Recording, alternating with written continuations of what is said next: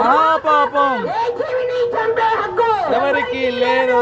ఏ జీవిని చంపే హక్కు ఎవ్వరికీ లేదు. మూగ జీవాలను చంపే హక్కు ఎవ్వరికీ లేదు. మూగ జీవాలను చంపే హక్కు ఎవ్వరికీ లేదు. మాంసాహారం పాపాహారం, మాంసాహారం పాపాహారం. మన పాపాలే మన రోగాలు, మన పాపాలే మన రోగాలు. చిన్న పాపాలే చిన్న చిన్న రోగాలు, చిన్న చిన్న పాపాలే చిన్న చిన్న రోగాలు.